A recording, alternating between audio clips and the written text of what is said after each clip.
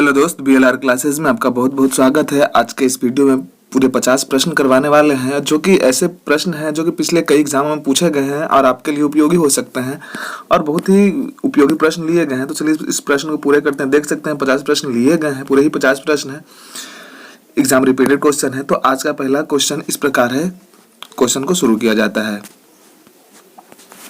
Pacemaker का संबंध शरीर के किस अंग से है? पेसमेकर का संबंध शरीर के किस अंग से है? तो पेसमेकर का जो संबंध है शरीर के हृदय से संबंधित है।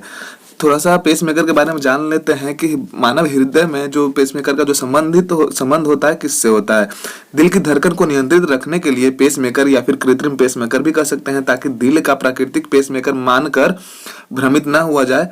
एक चिकित्सा उपकरण है जो दिल की मांसपेशियों से संपर्क करने के लिए इलेक्ट्रोड द्वारा प्रदत्त विद्युत आवेगों का उपयोग करता है। एक कृत्रिम पेसमेकर के जैसा ही बनाया हुआ होता है, जो कि बैटरी से चलता है, बैटरी के द्वारा काम करता है। मानव शरीर के किस ग्रंथि को मास्टर ग्रंथि कहा जाता है? मानव शरीर के किस ग्रंथि को मास्टर ग्रंथि कहा जाता है? तो पीयूष ग्रंथि को मानव शरीर का जो होता है मास्टर ग्रंथि कहा जाता है। इसे पिट्यूटरी ग्लैंड भी कहा जाता है। इसके बारे में थोड़ा सा जान लेते हैं। पीयूष ग्रंथि या पीयूषिका एक अंतःस्रावी ग्रंथि है, जिसका आकार एक मटर के दाने जैसा होता है और वजन लगभग 0.6 ग्राम या फिर ऑunce में बोले तो 0.02 ऑunce होता है। मतलब 1 ग्राम भी नहीं होता है, आधा ग्राम हम कह सकते हैं। हमारा राष्ट्रीय पंचांग कौन सा होता है? हमारा राष्ट्रीय जो पंचांग है कौन सा है? शक संवत जो है हमारा राष्ट्रीय पंचांग है। शक संवत के बारे में थोड़ा सा जानकारी इकट्ठा कर लिया जाए। शक संवत भारत का राष्ट्रीय संवत है, जिसे कुषाण वंशी राजा कनिष्क ने 78 ईस्वी पूर्व में शुरू किया था। राष्ट्रीय पंचांग भी हम कह सकते हैं शक संवत को। राष्ट्रगान गाने की अवधि कितनी है? राष्ट्रगान गाने की अवधि कितनी है? 52 सेकंड में जो राष्ट्रगान को खत्म कर दिया जाता है। रविन्द्रनाथ टैगोर इसके रचयिता थे। रेडियो एक्टिविटा की खोज किसने की थी? रेडियो एक्टिविटा की खोज किसने की थी? तो हेनरी बैकरल ने रेडियो एक्टिविटा की खोज की थी। भारत के राष्ट्रीय झंडे की लंबाई और चौड़ाई अनुपात कितना होता है? भारत के राष्ट्रीय झंडे की लंबाई और चौड़ाई में अनुपात लगभग कितना होता है? तो 3:2 का अनुपात होता है। 3 लेंथ को बताता है और जो 2 होता है इसका ब्रेथ को बताता है। महात्मा गांधी को राष्ट्रपिता सबसे पहले किसने कहा था? महात्मा गांधी को राष्ट्रपिता सबसे पहले किसने कहा था? तो नेताजी सुभाष चंद्र बोस ने महात्मा गांधी को सर्वप्रथम राष्ट्रपिता से संबोधित किया था। क्षेत्रफल की दृष्टि से भारत में सबसे छोटा राज्य कौन सा है? क्षेत्रफल की दृष्टि से भारत का सबसे जो छोटा राज्य है गोवा है क्षेत्रफल की दृष्टि से। अगर जो क्षेत्रफल की दृष्टि से सबसे बड़ा कहा जाए तो राजस्थान हो जाएगा। ओणम किस राज्य का प्रसिद्ध त्योहार है? ओणम जो किस राज्य का प्रसिद्ध त्योहार है? केरल का प्रसिद्ध त्योहार है ओणम। सूर्योदय का देश के नाम से कौन जाना जाता है, या फिर कौन सा देश प्रसिद्ध है सूर्योदय के नाम से? जापान है। जापान में सबसे पहले सूर्य निकलता है, ऐसा भी कहा जाता है। अंतर्राष्ट्रीय महिला दिवस किस तिथि को मनाया जाता है? अंतर्राष्ट्रीय महिला दिवस किस तिथि को मनाया जाता है? 8 मार्च को अंतर्राष्ट्रीय महिला दिवस के रूप में मनाया जाता है। संविधान सभा की प्रारूप समिति के अध्यक्ष कौन थे?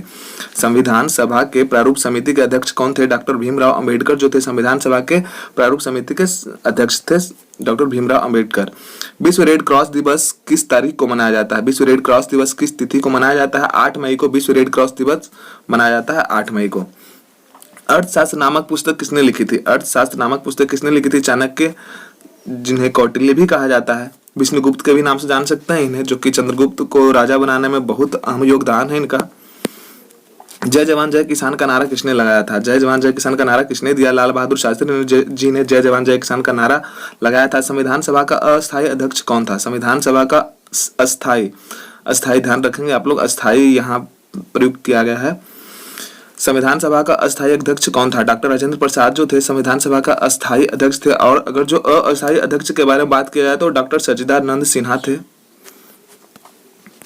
दिल्ली स्थित लाल बहादुर शास्त्री की समाधि का नाम क्या है? दिल्ली स्थित लाल बहादुर शास्त्री की समाधि का क्या नाम है? विजय घाट जो है लाल बहादुर शास्त्री जी का समाधि स्थल है। महाभारत की जो रचयिता किसने करा था?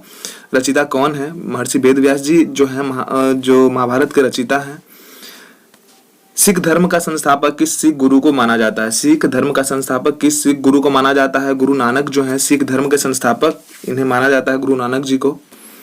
सिखों का प्रमुख त्योहार कौन सा है? सिखों का प्रमुख त्योहार जो है कौन सा है? बैसाखी जो है सिखों का प्रमुख त्योहार है। रामकृष्ण मिशन की स्थापना किसने की थी? रामकृष्ण मिशन की स्थापना किसने की थी? स्वामी विवेकानंद जी ने करी है रामकृष्ण मिशन की स्थापना। और कब किया है इन्हें भी देख लेते हैं। 1 मई 1897 को रामकृष्ण मिशन की स्थापना स्वामी विवेकानंद जी के द्वारा किया गया था। वास्को डी गामा भारत कब आया था? वास्को डी गामा भारत कब आया था? 1498 में वास्को डी गामा भारत आया था। ये एक पोर्टुगीज व्यक्ति था। सर्वप्रथम समुद्र के रास्ते भारत आया था, समुद्र के रास्ते खोज किया था। वास्को डी गामा कहाँ का रहने वाला था? पुर्तगाल का रहने वाला था वास्को डी गामा, पुर्तगाल का।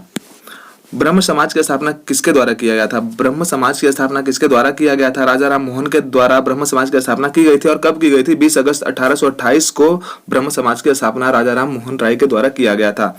स्वामी दयानंद सरस्वती का मूल नाम क्या था? स्वामी दयानंद सरस्वती का मूल नाम क्या था? तो स्वामी दयानंद सरस्वती का मूल नाम मूल शंकर था। वेदों की ओर लौटो का नारा किसने दिया था? वेदों की ओर लौटो का नारा किसने दिया था? दयानंद सरस्वती जी ने ही वेदों की ओर लौटो का नारा दिया था।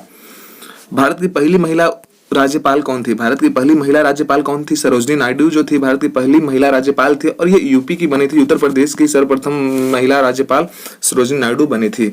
माउंट एवरेस्ट पर 2 बार चढ़ने वाली पहली महिला कौन थी? संतोष यादव जो थी माउंट एवरेस्ट पर सर्वप्रथम 2 टाइम्स फतह करने वाली प्रथम भारतीय महिला थी।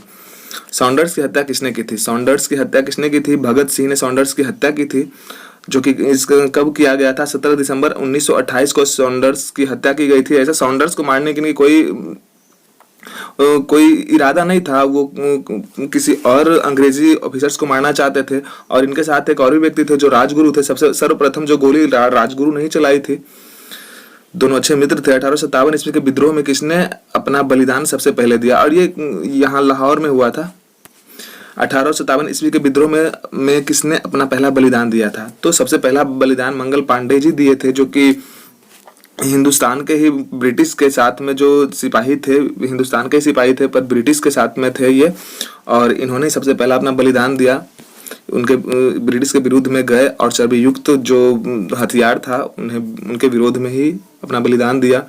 1939 ईस्वी में कांग्रेस छोड़ने के बाद सुभाष चंद्र बोस ने किस दल की स्थापना की? तो 1939 ईस्वी में कांग्रेस छोड़ने के बाद सुभाष चंद्र बोस ने जो स्थापना करी, जिस दल की स्थापना करी, वो फॉरवर्ड ब्लॉक था। और कब किया? तो 1939 में किया। पंजाब केसरी किसे कहा जाता है? पंजाब केसरी लाला लाजपत राय को पंजाब केसरी के नाम से भी जाना जाता है। ध्यान रखेंगे आप लोग। अच्छे अच्छे क्वेश्चन लिए गए हैं। इनकलाब जिंदाबाद का नारा किसने दिया था? भगत सिंह ने इनकलाब जिंदाबाद का नारा दिया था। जलियांवाला बाग हत्याकांड कब हुआ, कहाँ हुआ था? 1919 में जलियांवाला बाग हत्याकांड अमृतसर में हुआ था। इसमें सैकड़ों सिखों को गोली से भून दिया गया था।